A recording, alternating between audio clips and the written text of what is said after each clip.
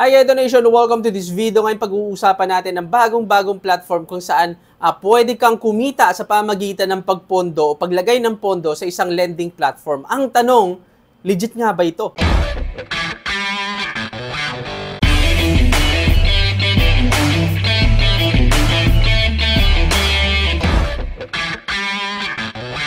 Ano nga ba yung platform nito? Ito po yung Svaman PH. Ngayon, para malaman natin kung ang platform nito, itong Svaman PH, siya isang legit, no, marangal, o isang malaking scam lang, tatalakayin natin dito kapatid yung 7 topic. So opinion ko lamang po ito base sa pag-analyze ko sa platform nito at personal knowledge ko sa ganitong mga klaseng pagkakitaan. Una, ano nga ba yung Svaman PH? Ang Svaman PH o Svaman Financial Holdings ay isa daw crowd lending cooperative na nakafocus sa microfinancing. Ibig sabihin, bibigyan ka ng pagkakataon o bibigyan ng pagkakataon ng mga member na maghiram o umutan ng pera sa loob ng trusted community. Anong ibig sabihin ba kapag sinabing crowd lending cooperative? Okay? Ang crowd lending cooperative ay isang kooperatiba kung saan ang mga miyembro ay pwedeng magpautang at mangutang sa isa't isa gamit ang isang online o digital na sistema. Kumikita ang nagpautang sa interest habang may access naman sa pautang ang nangangailangan. Ibig sabihin,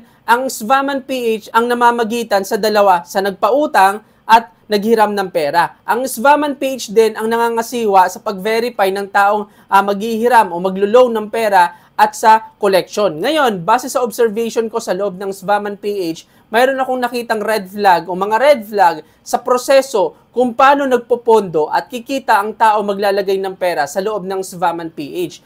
Sa tunay na crowd lending cooperative, magsisimula ka lang kumita once na magsimulang magbayad yung nangutang. Okay? Dito sa Svaman PH, hindi kapatid, hindi nangyayari yon. Magsisimula kang kumita kapag yung pera o yung pera mo ay inilagay mo na agad dun sa fund under ng funder. No, para mas maintindihan mo ng mabuti, no, talakayin natin yung pangalawang topic dito sa loob ng Svaman PH, which is itong funder. No? Paano ba maglalagay ng pondo at paano ka ba ikita dito sa loob ng Svaman PH bilang isang funder? So ngayon, para kumita ka dito sa Svaman PH bilang isang funder, okay? So pipili ka po dito ng fund range ng kung 132%, kung single term, kung dual term na 276%, ang return nito ay 60 days, i-hold mo yan.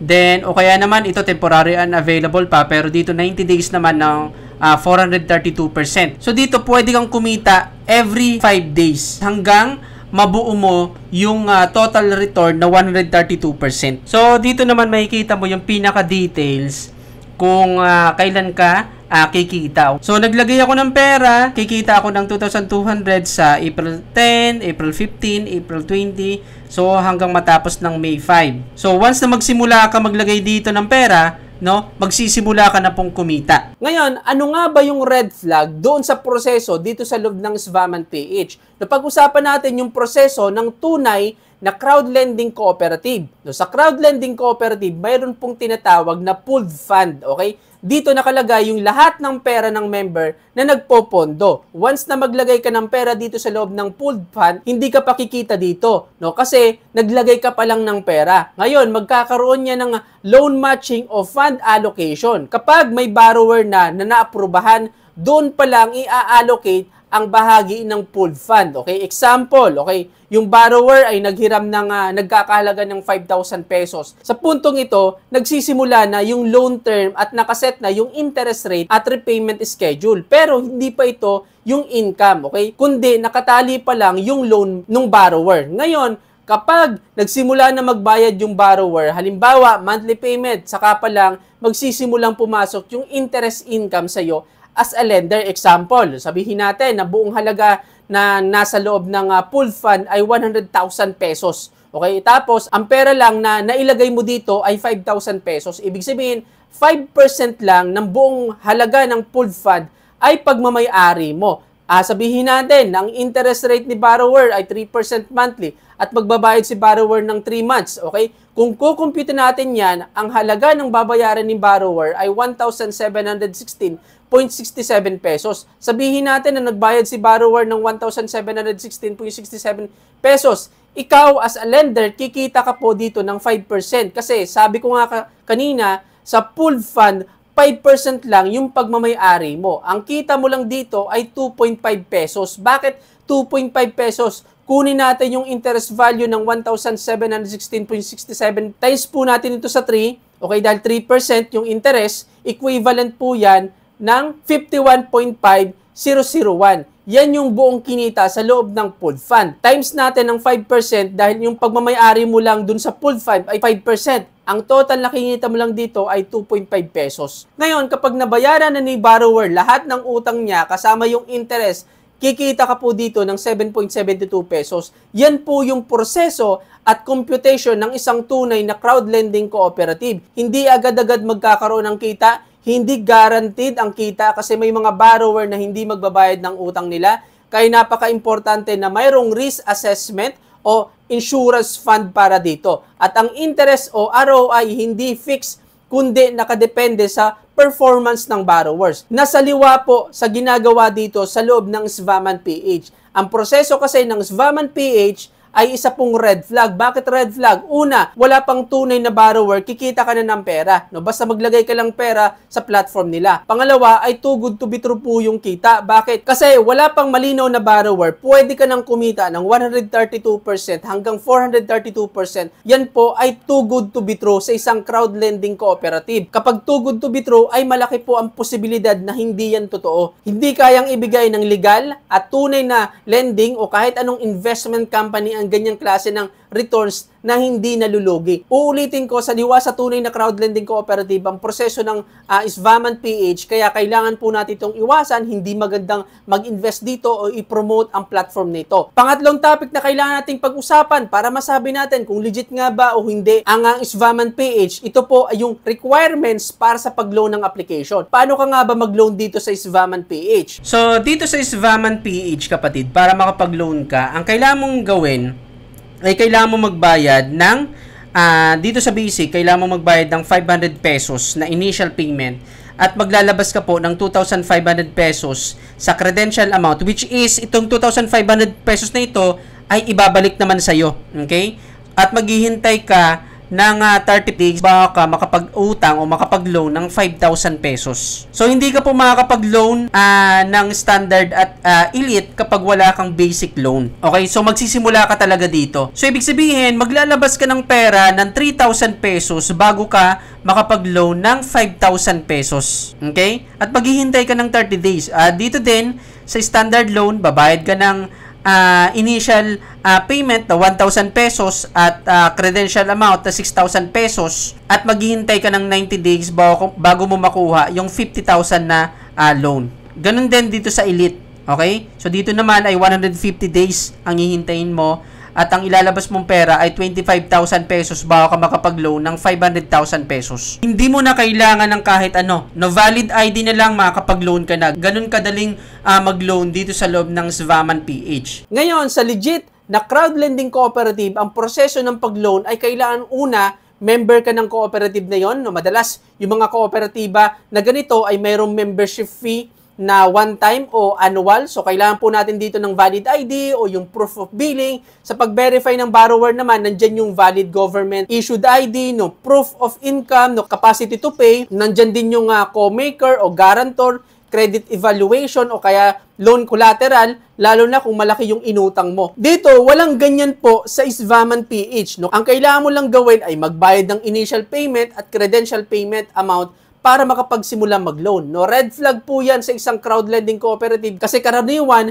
na ginagamit ng mga scammer ay yung tinatawag na advance fee scam kung saan magbabayad ka muna bago ka makakuha ng loan na kadalasan hindi po na ibibigay kapag natapos na yung maturity period. So, kailangan po nating mag-ingat at mag-iwas sa mga ganitong klase ng crowd lending cooperative na meron pong advance fee. No, pang-apat na topic para masabi natin kung legit nga ba o hindi ang SVAMAN PH ay about po sa agent commission structure. So, dito sa FAQ ng sa SVAMAN PH, no, para maging agent ka kapatid, kailangan active dito sa funder para magawa mong makakuha once na ikaw ay nag-recruit ng tao.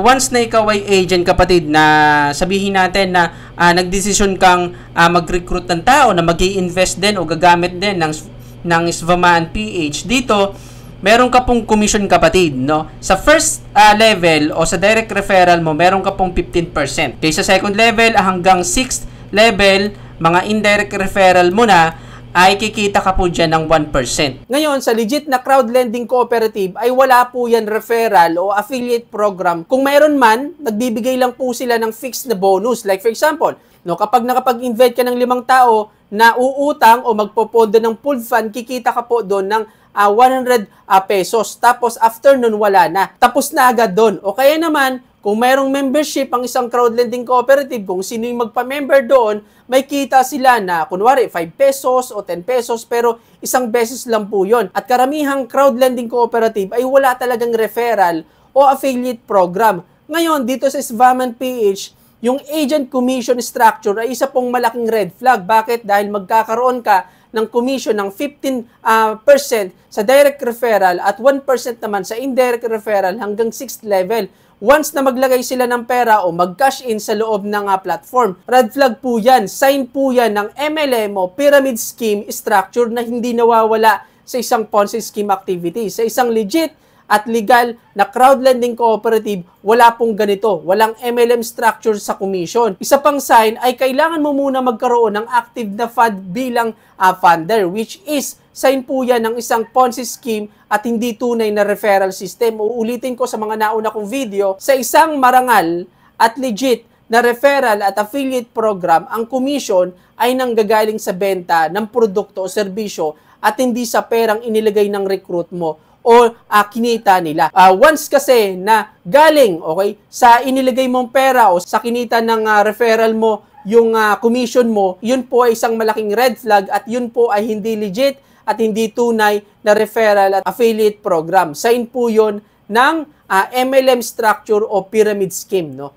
Panglimang nakita kong red flag dito ay yung Svaman PH, wala pong credit investigation na nangyayari. Walang collateral kung uutang ka at wala ring background check. Basta ang kailangan mo lang gawin ay magbayad ng initial pay at credential amount para makapag-loan ka. Example dito, yung elite loan. Pwede ka makapag-loan ng 500,000 pesos basta magbayad ka ng 25,000 pesos at maghintay ng 150 days. Wala pong bangko o legit na lending institution ang magbibigay ng ganyang kalaking halaga nang walang vetting process, lalo na kung online ang proseso. No, pang-anin, pagdating sa cash in at withdrawal system, kung papansinin mo sa cash in, pwede kang makapag-cash in anytime. Ibig sabihin, araw-araw pwede kang makapagpasok ng pera sa loob ng platform. Pero sa pag-withdraw ng pera, mayroon pong delay kasi ang pag-request ng withdraw ay every Friday lang at matatanggap po yung pera simula 3 p.m. ng Monday hanggang Tuesday ng 3 p.m. Pero para sa akin, red flag po yan. Bakit? Structured ang system para i-delay ang paglabas ng pera at manatiling umiikot yung cash flow. Sign po yan